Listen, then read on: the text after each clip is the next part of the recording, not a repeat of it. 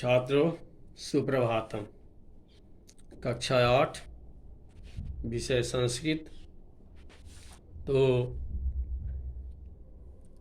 लीजिए, नए सत्र के लिए संस्कृत का पाठन कार्य प्रारंभ करते हैं। किसी भी कार्य को प्रारंभ करने से पहले हम श्री गणेश जी की वंदना करते हैं, क्योंकि गणेश जी हमारे हर कार्य को निर्विघ्न संपन्न करते हैं। तो पहले गणेश जी की वंदना करें। वक्रतुंड महाकाय कोटि सूर्य संप्रभा निर्विघ्नं कुरु मे देव सर्वकार्येषु सर्वदा। तत्पश्चात हम गुरु की वंदना करते हैं, क्योंकि गुरु कैसा होता है जानिए। अज्ञानतिमिरान्धकारस्य ज्ञानाञ्जनशलाकया चक्षुरुन्मीलितं येन तस्मै श्रीगुरवे नमः। गुरु अज्ञान रूपी अंधकार को ज्ञान के अंजन रूपी शलाका से, नेत्रों में ज्ञान रूपी अंजन को लगा करके, चक्षुर उन्मूलितम, जो नेत्रों को खोलता है, तस्मै श्री गुरुवे नमः, हम ऐसे गुरु की वंदना करते हैं। गुरु जिसे हम मान लेते हैं, श्रद्धा से जब गुरु मानते हैं, उससे गुरु का आशीर्वाद अवश्य प्राप्त होता है। इसके बाद माता सरस्वती की वंदना करते हैं। बुद्धि और विद्या की देवी माता सरस्वती है, उन्हीं की ही वंदना सर्वप्रथम आपके पाठ में प्रारंभ में दी गई है। तो हम माँ सरस्वती जी की प्रार्थना करें। हे माता सरस्वती, मुझे अच्छी बुद्धि विद्या प्रदान करें और मेरा हर समय आपके ज्ञान से प्रकाशित रहे। तो सरस्वती जी की वंदना करें। शुक्लां ब्रह्म विचार सार परमा माद्यां जगत व्यापिनी वीणा पुस्तकधारिणीं भयदां जाड्यान्धकारापः हस्ते स्फाटिकमालिकां विदधतीं पद्मासने संसितां वन्दे तां परमेश्वरीं भगवतीं बुद्धिं प्रदां शारदां। शुक्लां माने स्वच्छ, सफ़ेद, श्वेत वर्ण वाली, ब्रह्म विचार यानी ब्रह्म स्वरूप विचार से परिपूर्ण, परम आद्याम यानी परम आद्य शक्ति स्वरूपा, जगत व्यापिनी, संपूर्ण संसार में व्याप्त, वीणा पुस्तक धारिणी, हाथों में वीणा और पुस्तक को धारण करने वाली, भयदाम अभयदाम यानी अभय दान देने वाली, जाड्यान्धकारापहा, जाड्या मानी जड़ता रूपी, अंधकारा मानी अंधकार को यानी दुर्बुद्ध को, पहा मानी दूर करने वाली, जड़ता रूपी अंधकार दुर्बुद्धि को दूर करने वाली। हस्ते स्फाटिक मालिका, हस्ते हाथ में स्फटिक मणि की माला को, विदधती माने धारण की हुई, पद्मासनी कमल के आसन में, संसिता मानी आसीन या विराजमान जो हैं, ताम माने उन, परमेश्वरी यानी परम ईश्वरी, बुद्धि प्रदान माने बुद्धि प्रदान करने वाली, भगवती माँ शारदाम माने सरस्वती की, वंदे मैं वंदना करता हूँ।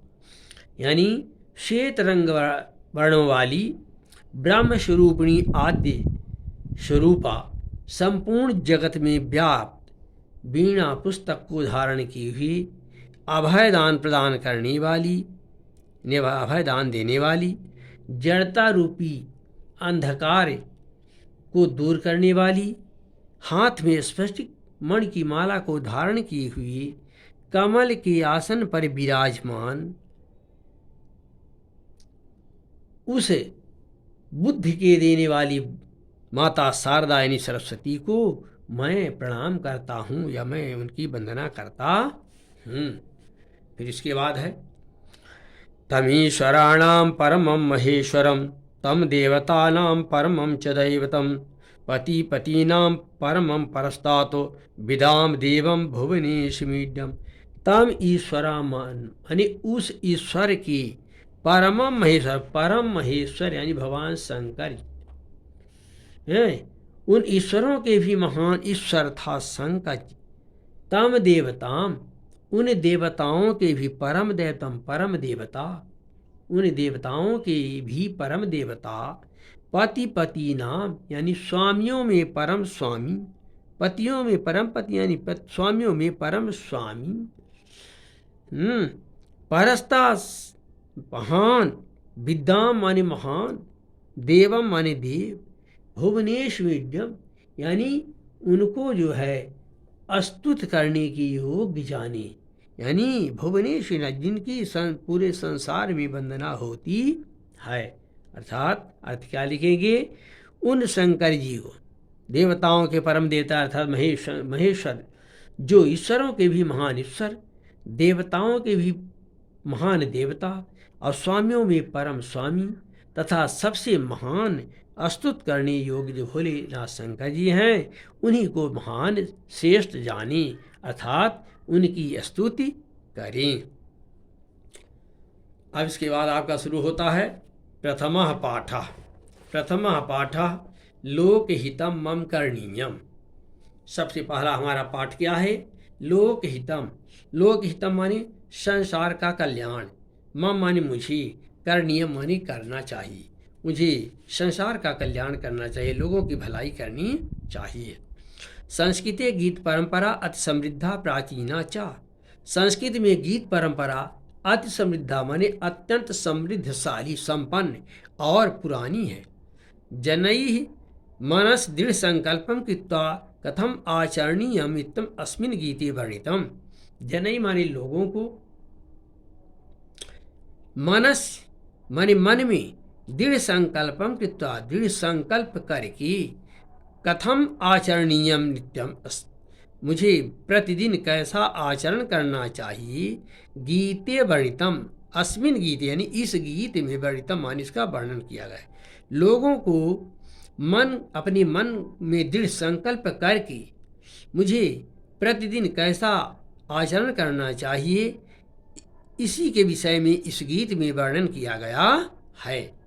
गीते अस्मिन् जनेश परोपकार भावनोत्पादनम दरीदृश्यति। गीते अस्मिन् इस गीत में, जनेश माने लोगों में, परोपकार भावनोत्पादनम परोपकार की भावना को उत्पन्न करने के लिए, दरीदृश्यते माने बताया गया है, दिखाया गया है। इस गीत में लोगों में परोपकार की भावना को उत्पन्न करने के लिए बतलाया गया है। तो पहला श्लोक है, मनसा सततम स्मरणीयम वचसा सततम वदनीयम लोकहितम मम करणीयम लोकहितम मम करणीयम। मनसा माने मन से, सततम माने हमेशा, नित्य, स्मरणीयम माने स्मरण करना चाहिए, वचसा माने वचनों से, सततम माने हमेशा, वदनीयम माने बोलना चाहिए, लोकहितम मम करणीयम, मम माने मुझे, लोकहितम करणीयम लोगों का हित करना चाहिए, मम माने मुझे, लोकहितम करणीयम लोगों का हित करना चाहिए। यानी अर्थ क्या लिखेंगे, मन से हमेशा स्मरण करना चाहिए, वचनों से हमेशा यही बोलना चाहिए कि मुझे हमेशा लोगों का कल्याण करना चाहिए, मुझे लोगों का कल्याण करना चाहिए। दूसरा श्लोक है, न भोग भवने रमणीयम न च सुख सैनीयम अहर्निशम जागरणीयम लोकहितम मम करणीयम। न भोग भवने रमणीयम, मुझे भोग प्रदान करने वाले, भवने माने भवन में यानी घर में, रमणीयम ना नहीं रहना चाहिए, मुझे भोग विलास उत्पन्न करने वाले भवन में निवास नहीं करना चाहिए।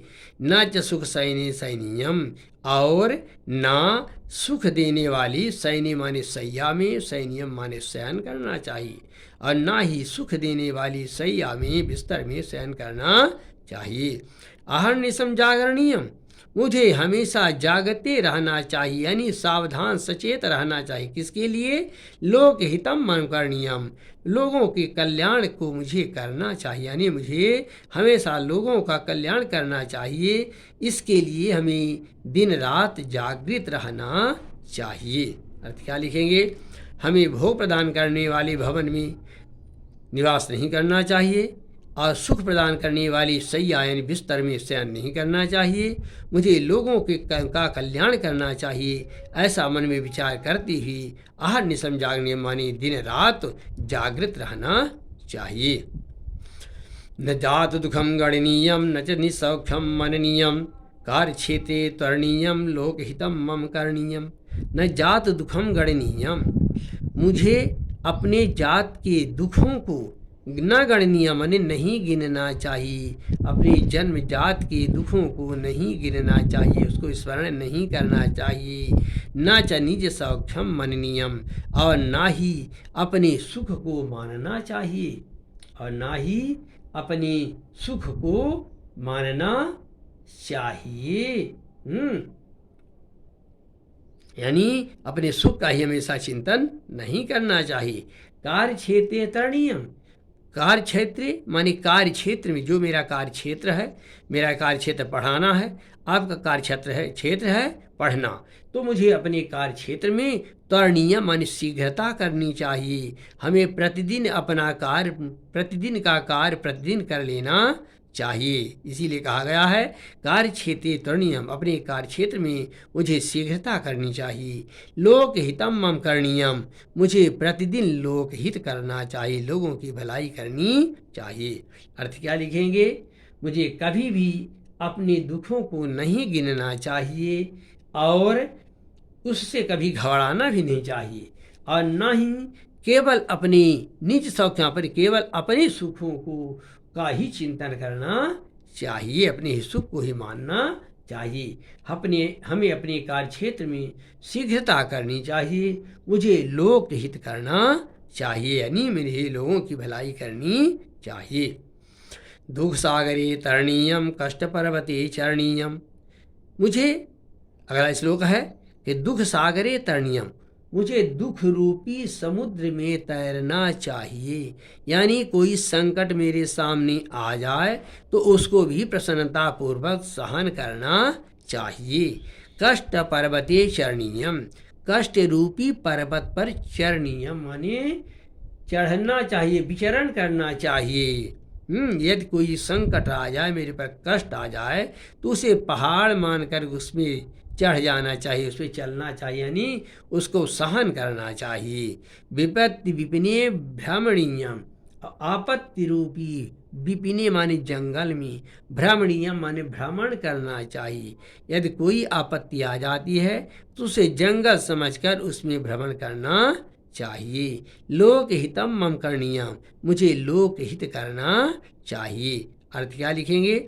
मुझे दुख रूपी सागर में हमेशा तैरना चाहिए और कष्ट रूपी पर्वत में हमेशा चलना चाहिए, विचरण करना चाहिए। विपत्ति रूपी जंगल में भ्रमण करना चाहिए और मुझे लोक हित करना चाहिए। इन सबके होते हुए भी, इन सब कष्टों को सहन करते हुए भी मुझे लोक हित करना चाहिए। गहनारण्ये घनांधकारे बंधुजना स्थिता गहवरे, तत्र मया संचरणीयम लोकहितम मम करणीयम। गहनारण्ये यानी घने जंगल में, घनांधकारी घने अंधकार में, बंधुजना ये माने जो, बंधुजना मेरे भाई लोग, स्थिता माने स्थित हैं कहाँ? गहवरे, गहवरे माने गुफा में, यानी मेरे जो भाई बंधु घने जंगल में, घने अंधकार में और घने गुफा में स्थित हैं, तत्र वहाँ मया मुझे संचरणीय माने जाना चाहिए, वहाँ मुझे जाना चाहिए। लोक हितम मम करणीयम, और वहाँ जा कर के उनका कल्याण करना चाहिए। मुझे लोगों की भलाई करनी चाहिए, लोगों का हित करना चाहिए। अर्थ क्या लिखेंगे? मेरे जो मेरे भाई बंधु घने जंगल में, घने अंधकार में और घनी गुफा में स्थित हैं, वहाँ मुझे जाना चाहिए और लोक हित करना चाहिए। हमेशा मुझे लोक हित करना चाहिए। हमें हमेशा मन में स्मरण करना चाहिए, हमेशा वचनों से बोलना चाहिए, मुझे लोक हित करना चाहिए, मुझे लोक हित करना चाहिए। इति पाठः, इस अर्थ को आप लोग दोहराएंगे और लिखेंगे। इसके बाद कल इनके प्रश्नोत्तर बताए जाएंगे आपको। इति पाठः।